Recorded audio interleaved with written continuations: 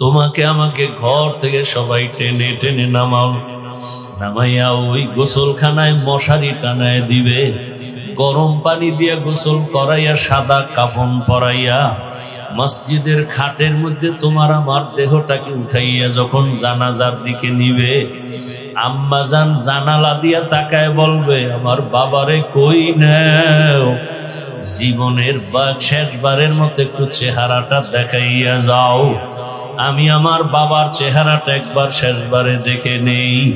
ও আল্লাহর বান্দারা, জানাজা পড়ায় যখন কবরের দেশে নিয়ে যাবে, এমন এক বাগান যেখানে দিনেও যাইতে বড় ভয় লাগে, সবাই ওখানে পাড়াইয়া পাড়াইয়া মাটি দিয়া কেউ নাই। এখন তুমি আমি একা, ডানে বামে মাটি, উপরে মাটি, অন্ধকার, একটা বালিশ নাই, বিছানাও নাই। ফেরেশতা আসবে তোমাকে আমাকে এই প্রশ্ন করার জন্য, রবের পরিচয় দাও, ধর্মের পরিচয় দাও, রাহমাতুল লিল আলামিনের পরিচয় দাও। ও বাবা, যদি কালেমা না পড়িয়া আজরাইলের হাতে যাও, ওই কবরে একটা প্রশ্নের জবাবও দিতে পারবা না। আমার আল্লাহর গায়বী আওয়াজ কুদরতি ভাবে শুরু হয়ে যাবে। নবীজি বলেন, আমার আল্লাহ বলবেন, ফেরেশতা ওকে ধর, দুনিয়াতে অনেক ছাড় দিছি, সুযোগ দিয়েছি, আর দেওয়া হবে না। আমার দেওয়া পানি, আমার দেওয়া সূর্যের আলো, চাঁদের আলো, জমিনের ফসল, গাছের ফল, নদীর মাছ খাইলো, আলেম ওলামারা পায়ে ধরে ধরে নামাজের বয়ান করলো, শুনলো না, মানলো না। এমন না ফরমান যে নিজেও নামাজ পড়ে না, অন্যে পড়ে তাও পছন্দ করে না, নিজেও হালাল খায় না, অন্যে খায় তাও পছন্দ করে না, নিজেও দাড়ি রাখে না, অন্যে দাড়ি রাখলে তাও পছন্দ করে না, নিজে পর্দা করে না, অন্যেরা পর্দা করে তাও পছন্দ করে না। নবী বলেন, আমার আল্লাহর কুদরতি গায়বী আওয়াজ আসতে থাকবে, কবরের সাথে জাহান্নামের সাথে রাস্তা বানায়া দাও, কবরটা জাহান্নামের আগুনে ভরিয়া যাবে। একটা না দুইটা না, সাপ। আল্লাহ বলবেন, আরে কবরের মাটি, এই বেনামাজি নাফরমানকে দুই দিক থেকে জোরে জোরে চাপ দাও। এত জোরে জোরে চাপ দিবে, পাঁজরের হাড় চুরমার হয়ে যাবে।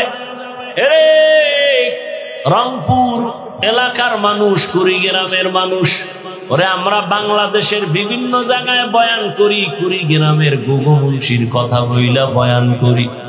যেই গুগু মুন্সির লাশ 3 বার পর্যন্ত ভাঙছে, নদীতে 3 বার উঠাইছে, একবারও উঠায় দেখছে 30 বছর পর সাদা কাফনে একটা দাগ নাই,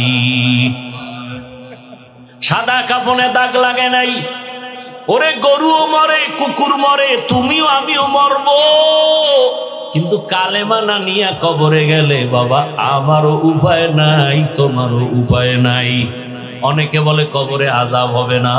চরমনের সৈয়দ ইসহাক রাহমাতুল্লাহ আলাইহি একটা সুন্দর যুক্তি দিছে, বাবারা মানিয়ে নিলাম যদি কবরে আযাব নাই হয়, তুমিও শান্তি আমিও শান্তি, কিন্তু আযাব হওয়ার তো দলিল আছে অনেক। এরপরও যদি সেখানে গিয়ে দেখো আসলেই আযাব হইতেছে, তখন বলো তোমার উপায় কি হবে, আমার উপায় কি হবে? ফিরিয়ে তো আসতে পারবা না। নামাজ না পড়ার শাস্তির কথা তো কোরআনে আছে, রোজা ভাঙ্গার শাস্তির কথা তো রাসূল বলেছেন, তুমি এগুলো কোথা থেকে উল্টাইবা? জান্নাতের বয়ান তো কোরআনে আছে, জাহান্নামের বয়ান তো কোরআনে আছে।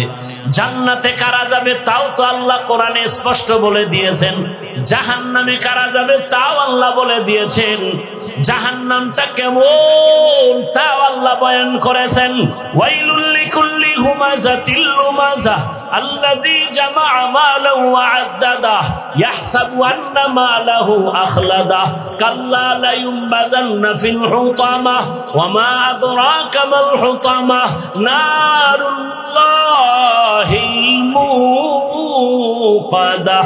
জাহান্নামের আগুন এত ভয়ঙ্কর,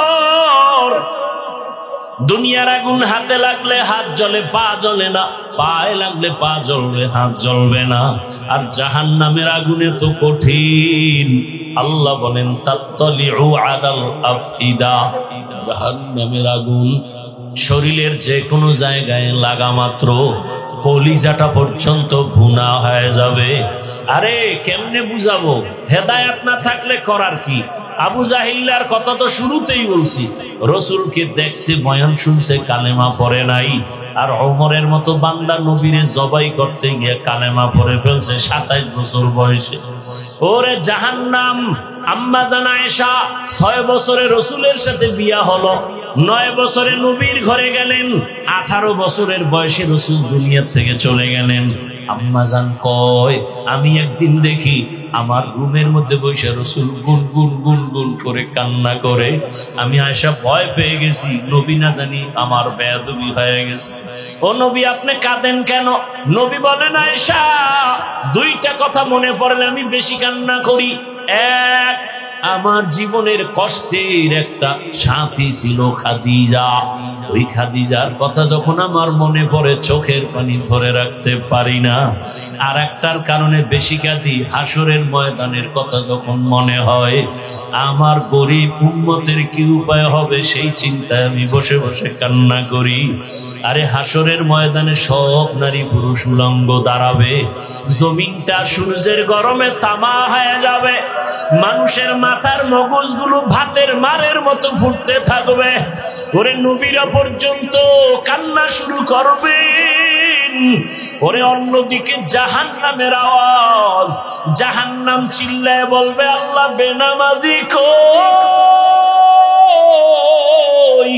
গুনাহগার গুলো আমার পেটে দাও।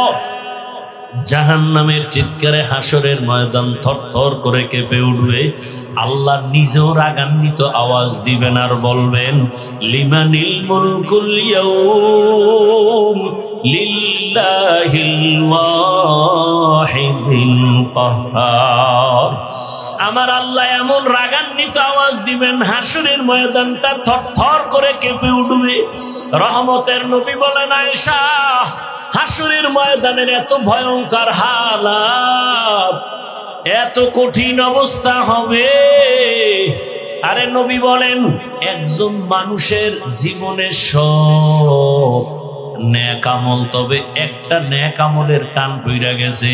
আল্লাহ বলে, একটা নেকের অভাবে এখন তুমি জাহান্নামে যাইবা। কয় না, একটা নেক অন্য জায়গা থেকে নিয়ে আসো। আল্লাহর রসুল বলে, ওই বান্দাকে আল্লাহ বলবে, দেখো তোমার ছেলে মেয়েরা একটা নেক দেয়নি। কয় নেকের টান? কয় নেক? এক নেকের টানে দৌড়ায়, একটা নেক পাইলেই জান্নাত। ছেলের কাছে যাবে, এই ছেলে একটা নেক দে। ছেলে বলবে, আমার বাবা ছিল, তবে তুমি যে আমার বাবা বিশ্বাস করি না, যাও।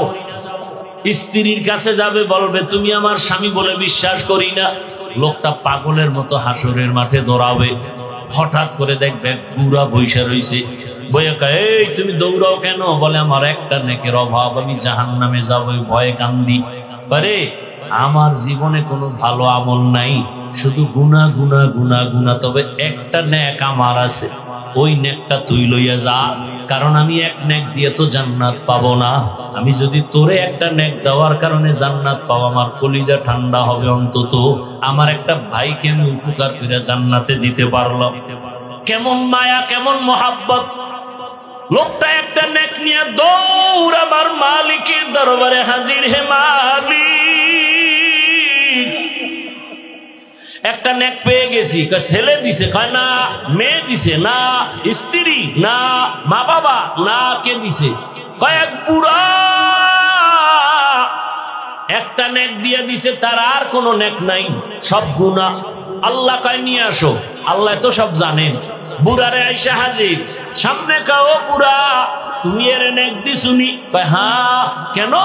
আল্লাহ, আমি দেখছি আমার আমল নামা ওজনে আমার কোনো নেক নাই, সব গুনাহ গুনাহ গুনাহ। আমার পুরো জীবনীটা গুনাহে ভরা, তবে একটা ভালো কাজ আমার আছে, একটা নেক। চিন্তা করে দেখছি, এই নেক দিয়ে তো আমি জান্নাত পাবো না। আমার ভাইকে আমি দিছি, অন্তত আমার ভাই জান্নাতে চলে যাক। আল্লাহ বলে, এমন কঠিন সময় যে মা সন্তানের পরিচয় দেয় না, যেই সময় কেউ কারো আপন হয়ে আসে না, এই মুসিবতে তুমি ওরে একটু সহযোগিতা করেছো, তুমি যে একটু দয়া করছো, ওরে বড় দয়াময় তো আমি আল্লাহ, আমার থেকে বড় দয়াময় কেউ নাই। তুই আমার বান্দাকে একটা নেক দিয়া বিপদের সময় যে উপকার করেছো, আমি আল্লাহ আমার দয়ার পাওয়ারে তোকেও জান্নাত দিয়ে দিলাম। ও যুবক বাবারা, আল্লাহর কাছে তওবা করো, মনেরে বুঝাও দুনিয়াতে তো রং তামাশা কম করলা না, পার্কে পার্কে কম দৌড়াইলা না, মোবাইলে গুনাহ কম করো নাই, নামাজ দাড়ি পর্দার বিরুদ্ধে কম চলো নাই, আর কত কোন দিন মরণ হবে জানা নাই রে বাবা। এখনো সময় আছে, মনে মনে আমার আল্লাহকে ডাকো আর তওবা করো। ও আল্লাহ, আমার মতো জেনারেল লাইনের যুবক যদি স্কুল কলেজে পড়ে, নামাজ পড়ে, আমার কপাল কেন খারাপ। আমার মতো যুবক যদি রাস্তায় গাড়ি চালায়, কৃষি কাজ করে, নদীতে মাছ ধরে, নামাজ পড়ে, আমি কেন পারবো না। ও আল্লাহ, জীবনের গুনাহ তো করেই ফেলছি, তওবার নিয়ত করলাম, আর দাড়ি কাটবো না, নামাজ ছাড়বো না, বেপরদায় চলবো না, মা বাবার সাথে বেয়াদবি করবো না, শিক্ষকের দোয়া নিয়ে, ওলামায়ে কেরামের দোয়া পরামর্শ নিয়ে, নবীর আদর্শ মেনে চলবো। ও পর্দার আড়ালের আম্মা জানেরা, বোনেরা, আপনার মতো কত মা এই এলাকায় এখনো আছে, বোন আছে, বেপর্দায় চলে না, নামাজ ছাড়ে না, স্বামীর মাল নষ্ট করে না, মোবাইলে সময় ব্যয় করে না। এরে আম্মা জানেরা, আপনারা কেন পারবেন না? আপনাদের এত সম্মান, আপনারা নবীদের মায়ের মতো মা, সাহাবায়ে কেরামের মায়ের মতো মা, আলেমের মায়ের মতো মা, এখনো কেন তওবা করেন না? কয়দিন আর বাঁচবেন? আল্লাহর কাছে তওবা করেন, আর একটা আদর্শ সন্তান দুনিয়াতে রেখে যান। সন্তানকে ডাক্তার বানাবেন, তবে বেয়াদব বানাবেন না। সন্তানের ব্যবহারে কোনো আলেম, শিক্ষক, মা বাপ যেন কষ্ট না পায়। ইঞ্জিনিয়ার বানাবেন, প্রফেসর বানাবেন, আদবওয়ালা, কোরআন পড়ানেওয়ালা বানায় যান। সন্তান ডাক্তার হলেও কোরআন পড়িয়ে আপনাদের জন্য দোয়া করবে, নামাজ পড়বে, নিজের জীবন ধন্য হবে, আপনিও দোয়া পাবেন। এখনো সময় আছে, তওবা করেন। ও বুড়া বাবারা, আপনাদের মতো কত বুড়ারা মসজিদে গিয়া 5 বেলার নামাজ আদায় করে, আপনারা কেন পারবেন না? কয়দিন আর দুনিয়ায় বাঁচবেন? এখনো সময় আছে, তওবা করে নেন। ওয়ামাই ইউদ্লিল ফালান তাজিদা লাহু ওয়ালিয়াম মুরশিদা। আল্লাহ যাকে পছন্দ করেন তাকে হেদায়েতের মালা পরায় দিবেন, আর যার কপাল বড় খারাপ সে হেদায়েত পাবে দূরের কথা, হেদায়েত পাওয়ার কোনো মুর্শিদও পাবে না। মুর্শিদ কোরআনের শব্দ, অর্থ হলো পথ প্রদর্শক। জান্নাতের পথ দেখাবেন তিনি মুর্শিদ। এই যে স্বেচ্ছাসেবকরা পিছনে কথা বলে, কেন আওয়াজ ছাড়া কাজ করা যায় না? মানে একটা ব্যাস লাগাইছে গলায়, মানে পাওয়ার বাইরে গেছে। ভলান্টিয়ারের দায়িত্ব, লাঠি লইব, বাঁশি বুলাইব, লাগে না, হের পর হুদা কাম করব। এমন কথা বলতেছে ওই মাথার থেকে যে স্টেজ পর্যন্ত আসতেছে। আল্লাহ হেদায়াত দান করুন।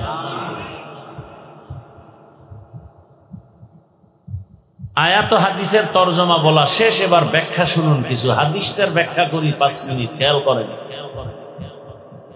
রহমতের নবী বললেন, কুল্লু উম্মতি ইয়াদখুলুনাল জান্নাতা ইল্লা মান আবা। দুনিয়ার সব উম্মত জান্নাতে যাবে, যারা রাসূল মানে না তারা যাবে না। সাহাবায়ে কেরাম বললেন, মান আবা ইয়া রাসূলুল্লাহ। রহমতের নবী আপনাকে মানে না, তারা কারা?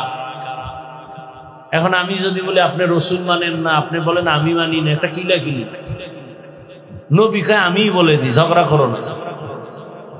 সাহাবায়ে কেরাম বললেন, ইয়া রাসূলুল্লাহ, আপনাকে কে মানে কে মানে না? নবী কথাটার জবাব দিতে গিয়ে একটু ভালোবাসার আওয়াজ দিয়েছেন, মান আতাআনি দাখালাল জান্নাহ। যে ব্যক্তি আমার অনুসরণ করবে সে জান্নাতে যাবে। সাহাবায়ে কেরামের প্রশ্ন ছিল, আপনাকে মানে না, তারা কারা? নবী জবাবটা ডাইরেক্ট না দিয়ে আগে মহব্বতের আওয়াজ দিলেন, কারণ রহমতের নবী তো কথায় বেশি দয়া। নবী বললেন যে আমাকে অনুসরণ করবে সে জান্নাতে যাবে। এবার আপনাদের থেকে জানতে চাই, নবীজি বললেন যে রসুলকে অনুসরণ করবে, এটা বেশি সমস্যা, কমানো যায় না, আরো দূরে যেতে হবে। এমনি গলা বসা, অনেক দূরে নিতে হবে, অনেক। পিছন থেকে গেল হইতো, দিক থেকে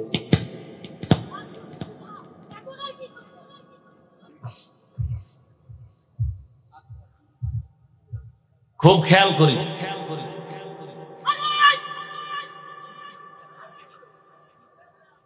রসুল সাহাবায়ে কেরাম প্রশ্ন করলেন, ইয়া রাসূলুল্লাহ আপনাকে মানে না কারা? নবী জবাব দিতে গিয়ে আগে বললেন যারা আমার অনুসরণ করে সে জান্নাত পাবে, সে জান্নাতে। এবার বিপরীত কথাটা কি দাঁড়াবে আপনারা বলেন, খেয়াল করেন নাই? রসুলের অনুসরণ যে করবে নবী বলেন সে জান্নাতে যাবে, যে রসুলের অনুসরণ করবে না সে জান্নাতে। কিন্তু রসুল এ কথা বলেন। আবারও খেয়াল করে শুনেন, নবীজি বললেন যে আমার অনুসরণ করবে সে জান্নাতে যাবে, বিপরীত কথা দাঁড়ায় যে অনুসরণ করবে না সে জাহান্নামে যাবে। কিন্তু রসুল এ কথা বলেননি, যে অনুসরণ করবে না সে জাহান্নামে যাবে এ কথা নবী বলেন। নবী কি বলছেন? মান আসানি ফাকাদ আবা, যারা আমার বিরোধিতা করবে তারা জাহান্নামে যাবে। এখান থেকে কি বুঝলাম? যারা নবীর অনুসরণের পথে নাই তারা দুই দল, একদল নবীর দরদি আর একদল বিরোধী, একদল নবীর আগ্রহী আর একদল বিদ্রোহী। যেমন একটা যুবকরে জিজ্ঞাসা করলাম ডান দিক থেকে, এই যুবক তুমি নামাজ পড়ো না কেন? খেয়াল করিয়েন, যুবক বলে হুজুর নামাজের দরকার, চেষ্টা করি পারি না, দোয়া করবেন। আরো চেষ্টা করব। কি বুঝলেন? আগ্রহী না বিদ্রোহী, দরদি না বিরোধী? বাম দিক থেকে একটা যুবকরে জিজ্ঞাসা করলাম, ভাই তুমি নামাজ পড়ো না কেন? প্রশ্নটা করা মাত্রই আমাকে বলল না পড়লে অসুবিধা কি? এরকম বেদ্যব আছে না নাই? কি বুঝলেন ওর কথায়? আগ্রহী না বিদ্রোহী? খুব খেয়াল করিয়েন, কিন্তু খুব কঠিন কথা। দুজনেই নামাজ পড়ে না, একজন আগ্রহী আর একজন বিদ্রোহী, একজন দরদি আর একজন বিরোধী। আগ্রহী মুমিন, বিদ্রোহী বেঈমান। খুব কঠিন কথা, কিন্তু দুইজনই দাড়ি রাখে না, আগ্রহী মুমিন, বিদ্রোহী বেঈমান। দুজনই নামাজ পড়ে না, একজন মুমিন আর একজন বেঈমান। যে নামাজ না পড়িও আফসোস করে পড়া দরকার সে মুমিন, তাকে গালি দেওয়া যাবে না। আর যে নামাজ বাদ দিয়া অন্তরে আগ্রহ নাই বরং বিদ্রোহের আগুন জ্বলে, নামাজ পড়ে লাভ নাই, নামাজ পড়ার কি লাভ, না পড়লে অসুবিধা কি? এই লোকটা বেঈমান, একে ছাড় দেওয়া যাবে না। আগ্রহীকে গালি দেওয়া যাবে না, বিদ্রোহীকে ছাড় দেওয়া যাবে না। যে ব্যক্তি পর্দা করে না সে মুমিন, কারণ আগ্রহী। যে ব্যক্তি পর্দার বিধান পছন্দ করে না সে বেঈমান, কেন বিদ্রোহী। দুইজনেই পর্দা করে না, কিন্তু একজন মুমিন আর একজন বেঈমান। যে পর্দা করে না তাকে গালি দেওয়া যাবে না, যে পর্দার পছন্দ করে না তাকে ছাড় দেওয়া যাবে না। ব্যবধান আছে না নাই? একজন ইসলামের রাজনীতি করে না, কেন? মনে আশা আছে সুযোগ পেলে করবে, মুমিন আগ্রহী। আর একজনে বলে ইসলামের রাজনীতি নাই, বিদ্রোহী মানে বেঈমান, তাকে ছাড় দেওয়া যাবে না। আচ্ছা আমাকে একটা প্রশ্নের জবাব দেন, তাল মিলাইয়েন না, খুব বুঝে শুনে জবাব দিন।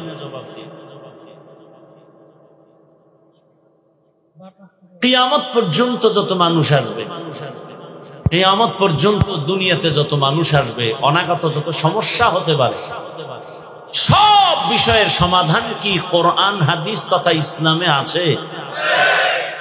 আমি কিন্তু বলছি তাল মিলাবে না, জেনে শুনে বলবেন। আমি ওয়াজ করি খুব হালকা ভাষায়, কিন্তু খুব কঠিন। হয়তো ইমানও নাইলে বেঈমানও বেরোয়। কথা সব কাটছাট, কোনো প্যাচ গোছের কথা নাই, ঝামেলা নেই, সোজা কথা। আল্লাহর কোরআন ইসলাম হাদিসে কি মানুষের জীবনের সব বিষয়ের সমাধান আছে না নাই? কতটুকু আছে? 50 না 100? সন্দেহ? কোন দিকের দুর্বলতা? আমি যেটা আপনাদের থেকে শুনছি তাতে আমার মনে হয় আপনারা জবাবটা ঠিক মতো দেন নাই। আমি কি শুনছি? আমি শুনছি কোরআন শরীফ সব দিক থেকে পারফেক্ট, একদিকের দুর্বল। আমি আপনাদের থেকে শুনছি ইসলামটা পরিপূর্ণ, তবে এক সাইড দিয়া ইসলামও দুর্বল। কি আপনারা কি দুর্বল কোরআন মানেন? আপনারা কি দুর্বল ইসলাম মানেন? তাহলে কেন বলেন সব আছে, সব আছে, সব আছে, রাষ্ট্রের ব্যাপারে কোরআনে কিছুই নাই? তাহলে বোঝা গেল কোরআন সব দিক থেকে পাওয়ারফুল, রাষ্ট্রের বেলায় কোরআন শরীফ দুর্বল। ইসলামটা সব দিক থেকে পারফেক্ট, রাষ্ট্রীয় বেলায় ইসলামে কোনো সমাধান নাই। বরং আমি আসরের আগেও বলে আসছি, সারা বাংলাদেশে বলি ভালো করে লিখো। যুবকদের এত মোহাব্বতের আবদার করি, 200 টাকা দিয়ে একটা ব্যানার বানাবি 2 ফিট 3 ফিট, বানায় বানায় বাজারে বাজারে মোড়ে মোড়ে ব্যানার গুলো লাগায় দেওয়ার স্লোগান লেখো। পৃথিবীতে শ্রেষ্ঠ পবিত্র রাজনীতি ইসলামী রাজনীতি, আর সব হলো নাপাক, সব নাপাক। একমাত্র পবিত্র রাজনীতির নাম। এবার আমাকে আবার বলেন, সুলাইমান পয়গম্বর গোটা দুনিয়া শাসন করছেন, জানেননি? কোরআনে সে ঘটনা আসেনি? গোটা পৃথিবী শাসন করেছেন যুলকারনাইন, ঘটনা কোরআনে আসেনি? ইউসুফ নবী মিশরের অর্থমন্ত্রী ছিলেন, ঘটনা কোরআনে আসেনি? রহমতের নবী মদিনার রাষ্ট্র পরিচালনা করছেন, ঘটনা ইসলামে আসেনি? কেন বলেন রাষ্ট্রের বেলায় ইসলামে কিছুই নাই? যারা বলবে তারা ধর্মান্ধ মূর্খ। ভালো করে বুঝার চেষ্টা করেন। ইসলামে যদি রাজনীতি না থাকে তাতে ইসলামটা দুর্বল বানিয়ে দিলেন। বরং পৃথিবীর সব মানুষের সব বিষয়ের প্রিয় সমাধান তো ইসলাম দিয়েছে, আর কেউ দেয়নি। পৃথিবীতে রাজনীতি একমাত্র পবিত্র ইসলামের, আর যে রাজনীতিতে আল্লাহর দ্বীন নাই, কোরআন নাই, রসুলের আদর্শ নাই, সেটা রাজনীতি না, সেটার নাম দুর্নীতি। সেটার নাম বলে হুজুর ওয়াজ করেন রাজনীতির কথা বলা যাবে, কোরআনের ওই পৃষ্ঠাগুলো কেটে দেন, যেই পৃষ্ঠায় রাষ্ট্রের ব্যাপারে বয়ান আছে। ইউসুফ নবীর ঘটনা শুনবেন, আমাকে বসায় দেন। আপনি কত বড় মহাপণ্ডিত, বাংলা তর্জমা ধরেন আর আমি আরবি বলি। ইউসুফ জুলাইখার বিয়ার কাহিনী কয় বক্তার, আর মিষ্টি খায়। ওর মধ্যে যে অ্যান্টিবায়োটিক ঢুকানো আছে খবর নাই, ওটি কয় না। রাষ্ট্র কিভাবে পরিচালনা করতে হয়, কোন সিস্টেমে, এটা আল্লাহ দেখাবে না তো কে দেখাবে? আজকে ইসলাম থাকলে কোনো দুর্নীতি থাকবে না। ইসলামী রাজনীতি পাক, আর সব রাজনীতি না পাক। সব রাজনীতি কেন?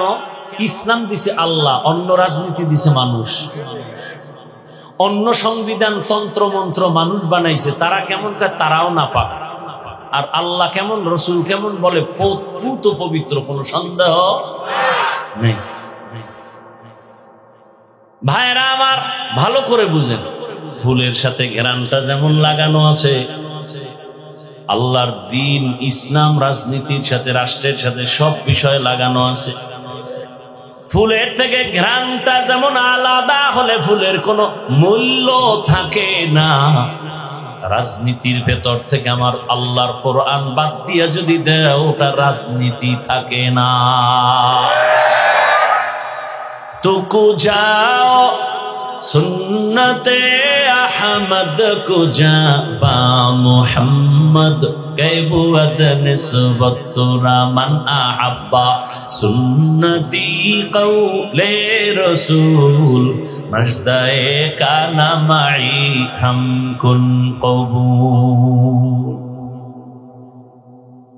রহমতের নবী বললেন যারা আমাকে মানে না তারা জান্নাত পাবে না। কথাটা এমন না, যারা আমাকে মানবে তারা জান্নাতে যাবে, যারা আমার অনুসরণ করবে না জান্নাতে যাবে না। কথাটা কিন্তু এমন না, বরং নবী বলেন যারা আমার বিরোধিতা করবে তারা আমাকে মানে না হিসাবে গণ্য হবে। এই যুবক বাবারা, নামাজ পড়ো না, তোমার সাথে ঝগড়া নাই, বুঝাবো, বারবার পাও ধরে বুঝাবো, কিন্তু বিরোধিতা করলে ছাড় দেওয়া হবে না। তুমি দাড়ি রাখো না, বারবার বুঝাবো, পাও ধরবো, বুকে লাগাবো, সালাম দিব, কিন্তু বিরোধিতা করলে তোমাকে ছাড় দেয়া হবে না। তুমি রাজনীতি করো না, ঝগড়া নাই, দ্বন্দ্ব নাই, বুঝাবো, শালীন ভাষায় মায়া লাগায় বুঝাবো, পাও ধরবো, বিরোধিতা করলে ছাড় দেয়া হবে না। কারণ চোখের সামনে তাকায় দেখতেছো আমার আল্লাহর দেওয়া সম্মান কত মজার সম্মান। চোখের সামনে দেখতেছো, ভুলিয়া যাস না রে বাঙালি জাতি, ভালো করে বুঝো। করোনার কথা ভুলিয়া যাইও না, স্কুল কলেজ বন্ধ, ফ্যাক্টরি বন্ধ, চাকরি বন্ধ, ব্যবসা বন্ধ, সব বন্ধ যখন ছিল, খবর নাই রে জাতি, ওই সময় আল্লাহর কোরআনের একটা মাদ্রাসাও বন্ধ হয় নাই। বানাই কইতেছি, ইতিহাস মানুষকে জাগায় দেয়, আবার ইতিহাস মানুষকে জমিনের নিচে নিয়ে যায়। ইতিহাসের সাথে বেঈমানি চলে না রে বাবা। ওই সময় মাস্ক লাগাইয়া শিক্ষিত দুই কুলাঙ্গার বসে আছে, বাবারে ধরছে করোনায়, কাছে যায় না। শিক্ষিত দুই কুলাঙ্গার বাবারে করোনায় মেরেই ফেললো। ওরা এলাকার গরিব দুই একটারে টাকা দিয়ে লাশটারে রাস্তায় ফেলে দেয়। লাশটা যখন রাস্তায় ফেলে দিছে, ওই কুলাঙ্গার শিক্ষিত দুই সন্তান দরওয়াজা জানালা লক করে আছে, তাকাইয়াও দেখলো না বাবার লাশ কুকুর খেলো নাকি জানাজা হলো। ইতিহাস লিখে রাখি ওরে যুবক, ওই সময় আমার দেশের উলামায়ে কেরাম টুপিওয়ালারা শত শত করোনার লাশ নিজেদের কাঁধে নিলেন, গোসল করালেন, কাফন পরালেন, জানাজা পড়ালেন, কবরে রাখছেন। একজন টুপিওয়ালাও করোনায় মরে নাই। हकीकत से तो दुनिया बेखबर है, दुनिया की नुमाइश पर नजर है। नमी गुयम के आज दुनिया जुदा बाश, बाहर कारे के बाशी बा खुदा बाश। जिसते दुनिया आज खुदा गाफिल बुदन, निकामाशो नकरा हो फर्जिंदोजान। आबदर कश्ती हलाके कश्तियास, आब अंदर जीरे कश्ती पुश्तियास।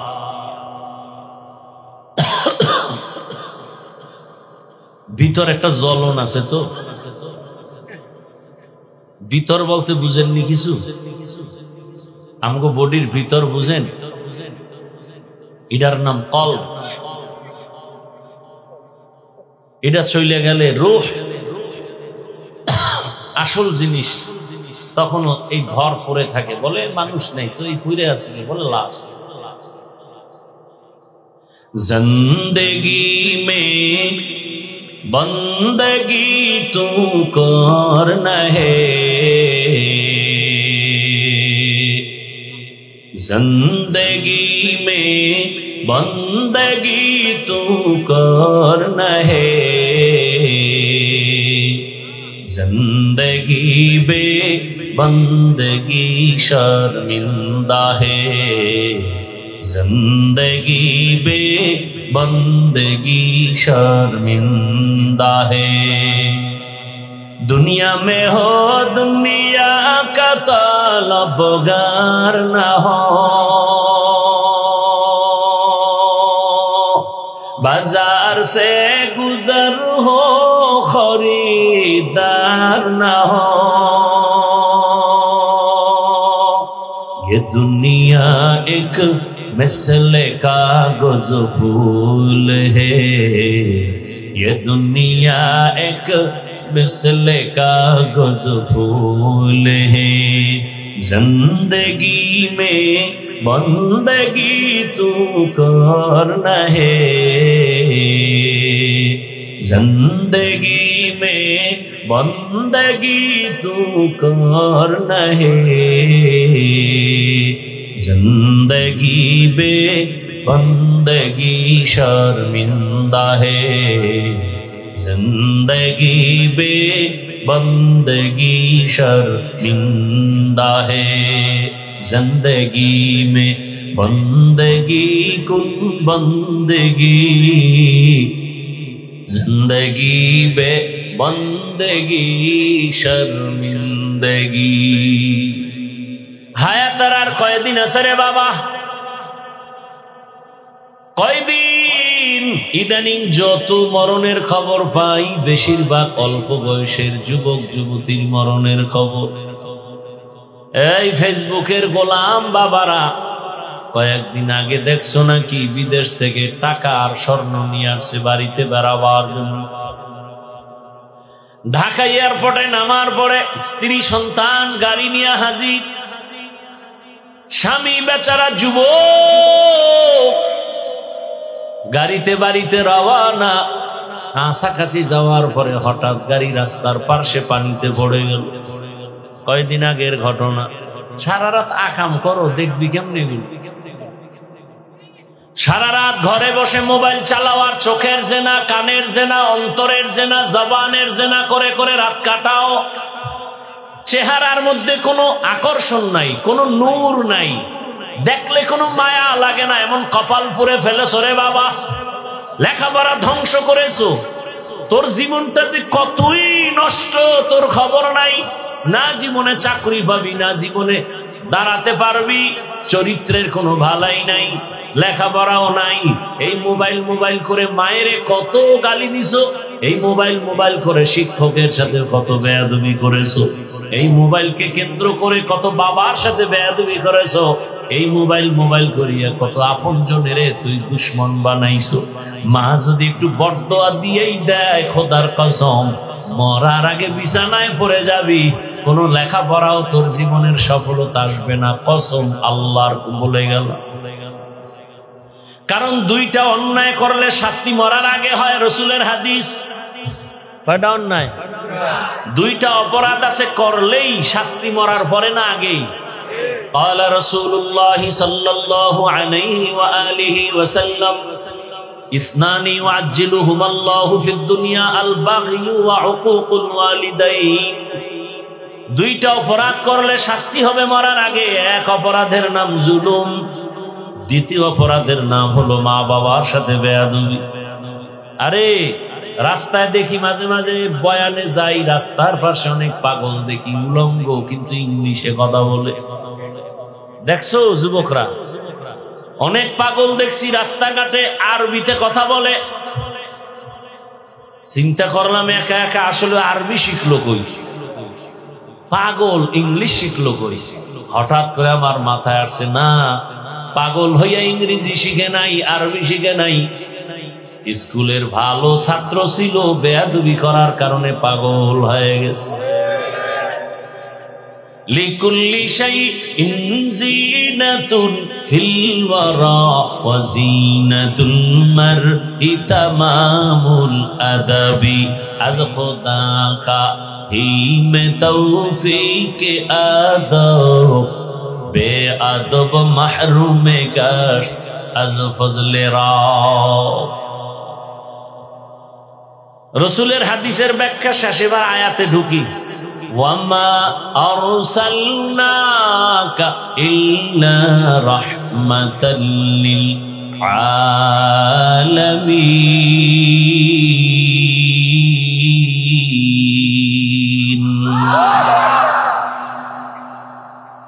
আল্লাহ বলেন, হে রাসূল, আমি আপনাকে দুনিয়াতে প্রেরণ করি নাই, হ্যাঁ করেছি জগৎ সমূহের রহমত হিসেবে। ভালো করে খেয়াল করেন, ডাইরেক্ট যদি আল্লাহ বলেন নবী আপনাকে রহমত করে পাঠাইলাম হতো, ঘুরাইয়া বললেন কেন নবী আপনাকে সৃষ্টি করি নাই? আবার বলেন হ্যাঁ করেছি জগৎ সমূহের রহমত হিসেবে। দুনিয়ার সব মানুষের জেহেনটাকে খালি করলেন।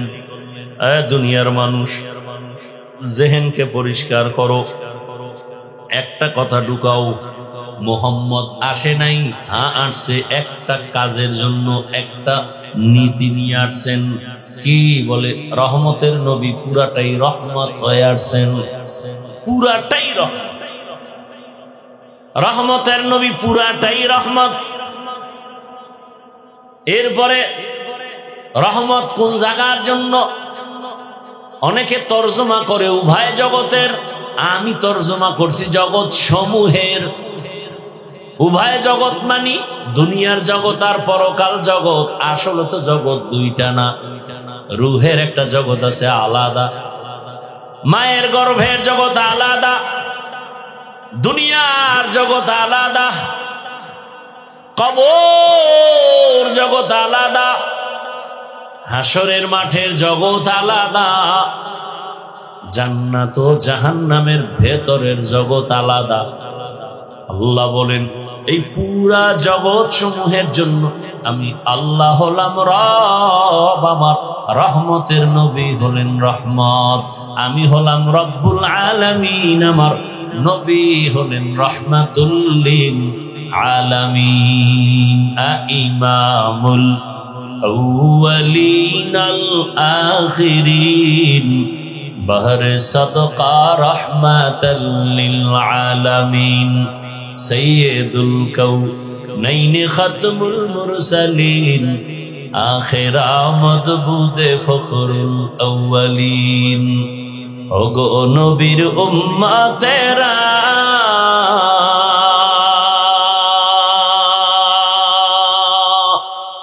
হয়ে আজি দিশাহারা, কোরআন হাদিসের চলো যখন যাহা চায় মনে, নবী বিনে কে তরবে পুলসিরত মিজানে, নবী বিনে কে তরবে পুলসিরত মিজানে। উম্মতের কান্ডারি নবী,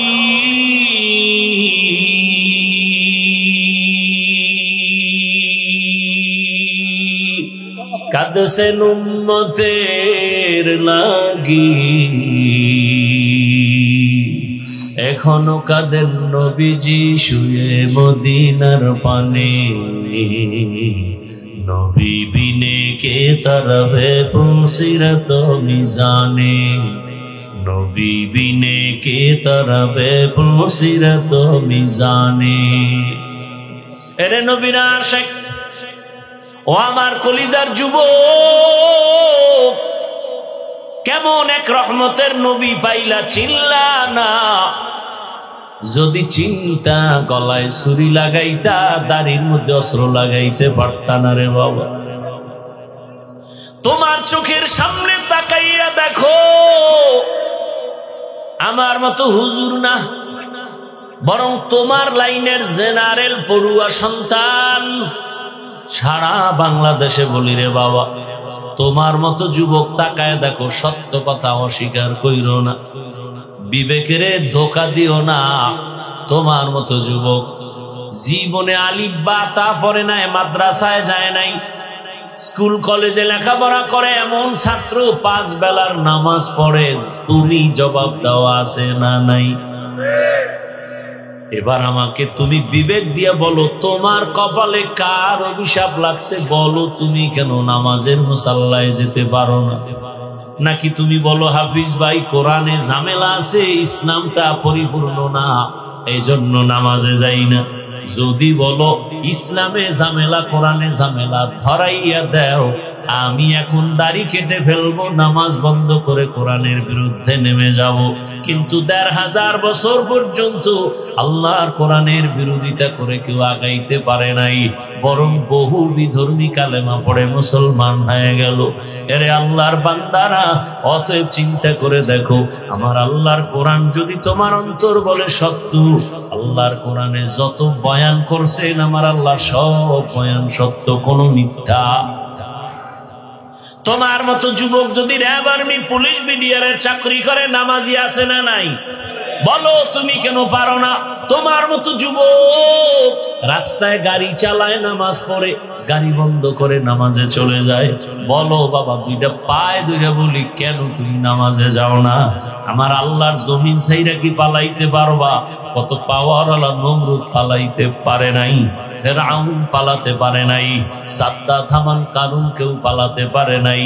মরণ থেকে যতই পালাও, মরণ তোমায় নিবে ঘিরি। যদিও সুদূর আকাশ পানে লুকাও, সেথায় লাগিয়ে সিঁড়ি। নদী পথে নৌকা চালাও ও মাঝি ভাই, বেলা ডোবার আগে আমি ওপার উঠতে চাই। ডুবে গেলে বেলা রে আর উঠে না, ভেঙ্গে গেলে মেলা রে আর জমে না। ওই যুবকের কথা বলতে গিয়া অন্যদিকে গেলাম। ঢাকা এয়ারপোর্টে যখন আসছে, গাড়িতে উঠছে, গাড়ি কই? পানির মধ্যে পড়ে গেল, বাচ্চাটাও মরে গেল, স্ত্রী মারা গেল। যুবকটা সাংবাদিকের সামনে এসে কাঁদতেছে। আরে মানুষ বিবাহ করিয়া সন্তান নিয়ে খাইয়া না খাইয়া এক জায়গায় থাকারও একটা আনন্দ আছে, কিন্তু আমার কপাল কেন এত খারাপ? আমি সব বাদ দিয়া বিদেশ গেছি টাকার জন্য, আজ আমি আনন্দ ভরে আসছি, কিছুদিন আমি দেশে থাকবো, স্বর্ণের অলংকার টাকা নিয়ে আসছি। মনে মনে আল্লাহকে বলেন আর জীবনে গুনার কাছেও যাব না। তওবার নিয়ত যদি অন্তরে থাকে, মুনাফিকি না থাকে, খাঁটি নিয়তে দুটো হাত আল্লাহকে দেখায়া দেন। আয় আল্লাহ, হাতগুলো কবুল করে নেন, তওবা কবুল করে নেন, তওবার উপরে মজবুত হইয়া চলার তৌফিক দান করেন, আমিন। আলহামদুলিল্লাহি রাব্বিল আলামিন, ওয়াসসালাতু ওয়াসসালামু আলা সাইয়্যিদিল আমবিয়াই ওয়াল মুরসালিন ওয়া আলা আলিহি ওয়া আসহাবিহি আজমাইন। ইয়া আরহামার রাহিমিন, ইয়া আরহামার রাহিমিন, ইয়া আরহামার রাহিমিন। রব্বিরহামহুমা কামা রাব্বায়ানি সগীরা। আল্লাহুম্মা ইন্নাকা আফুউন কারীম, তুহিব্বুল আফওয়া ফা'ফু আন্না। আল্লাহুম্মা ইন্না নাসআলুকা রিযাকা ওয়াল জান্নাহ ওয়া নাউযু বিকা মিন সাখাতিকা ওয়ান নার। ও দয়ার মালিক, আমরা গুনার বোঝা নিয়ে আপনার দরওয়াজায় তওবার নিয়তে হাত তুলেছি। আয় আল্লাহ, জীবনে অনেক গুনাহ করে ফেলেছি। আমার গুনার খবর আমার মা বাবা আপনজন কেউ জানে না।